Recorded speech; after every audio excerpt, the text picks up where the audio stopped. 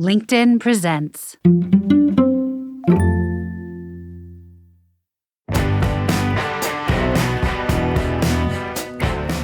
Good morning. I'm your host, Michael Kovnat, and this is the Next Big Idea Daily, where we explore big ideas to help you unlock your full potential.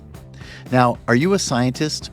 Whether or not that's how you define yourself professionally, there's an argument to be made that you should think like a scientist when approaching your own life. What I mean is that you shouldn't expect to have everything all figured out about your career, your health, your relationships, but that you should find your way forward by hypothesizing, testing, experimenting. And those experiments don't even have to be that big.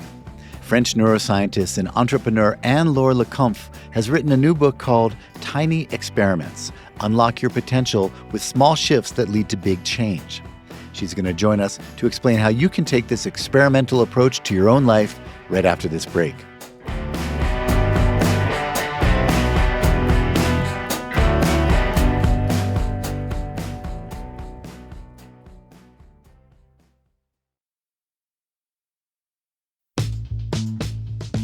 I'm Anne-Laure Le Cunff, a neuroscientist and founder of Nest Labs. And today, I want to share 5 key insights from my book, Tiny Experiments: How to Live Freely in a Goal-Obsessed World.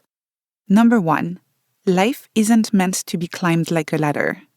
Have you ever felt stuck between what you think you should be doing and what actually excites you? Maybe you're following a path that looks good on paper but doesn't feel quite right. Or perhaps you're at a crossroads, unsure which direction to take next. I know this feeling well. I had what many would consider a dream job at Google: international travel, challenging work, amazing colleagues, and a clear path to success. But despite all the apparent benefits, something felt off. The success ladder was right there in front of me, each rung clearly defined, but climbing it felt increasingly mechanical. I was feeling both burned out and bored out. Until one day, I experienced a health crisis that forced me to reflect. This made me realize I had to honor this instinct that there was more to life. Through years of exploration, founding Nest Labs, conducting research for my PhD in neuroscience, and interviewing hundreds of people about their relationship with work and growth, I discovered a powerful alternative to traditional ladders of success. Instead of climbing a predetermined ladder where each rung represents a milestone you're supposed to achieve, you can go through growth loops, cycles of experimentation and learning that allow you to evolve in ways that align with your authentic interests and values. Growth loops are how nature evolves,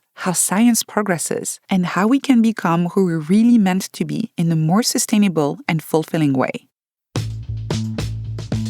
Become the scientist of your own life. A simple way to become the scientist of your own life is by running tiny experiments through what I call a pact, a simple, time-bound commitment to exploration and experimentation.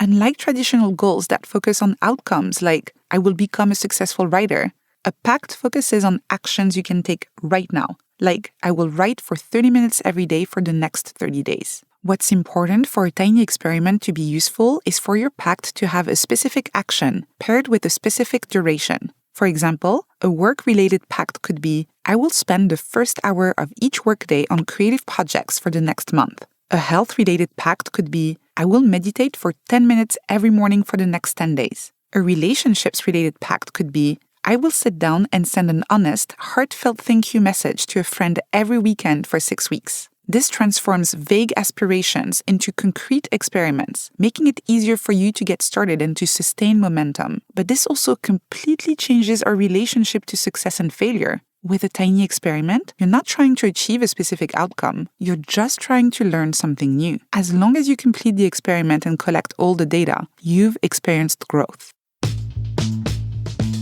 Success comes from reflection in action. The art of thinking about your own thinking, which psychologists call metacognition, is essential to make your experiments effective. Metacognition isn't just reflection.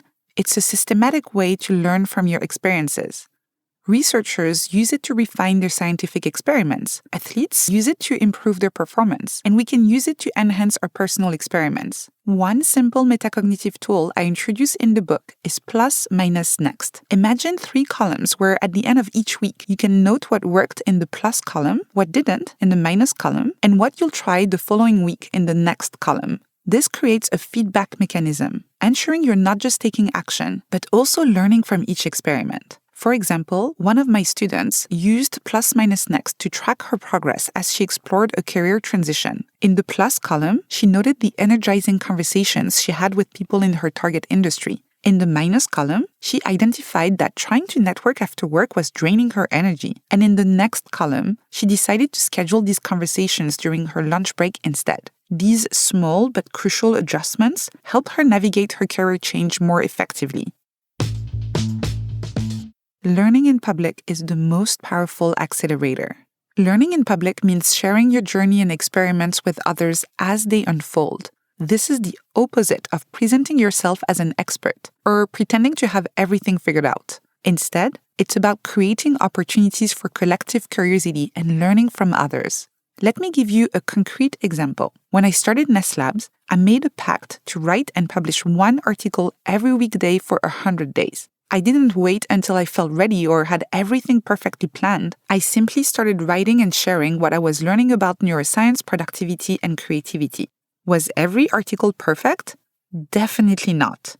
But by learning in public, I built a community of over 100,000 curious minds who were interested in similar topics. The feedback, questions, and conversations that emerged shaped not only what I wrote about, but also led to unexpected opportunities, including the very book I'm talking about today. We don't need to have it all figured out. These practices, running tiny experiments, reflecting on your progress, and learning in public, work together to create powerful growth loops. Each experiment teaches you something new. Reflection helps you integrate those lessons, and sharing your journey multiplies the opportunities for growth. Think of these practices as a flywheel. Each one amplifies the others. What I love about this experimental approach is that it removes the pressure of knowing your purpose. Instead of trying to follow someone else's blueprint for success, you're letting your own definition of success emerge through personal experimentation. Remember, you don't need to have it all figured out. Start small, stay curious, and let each experiment lead you to the next. Your path might not look like anyone else's, and that's exactly the point.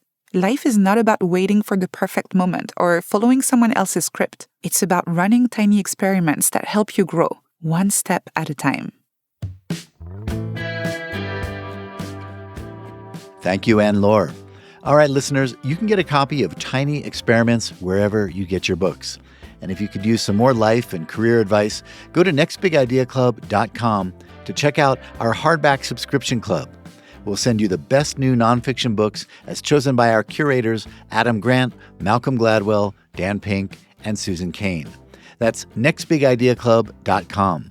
I'm Michael Kovnat. Hope to see you tomorrow.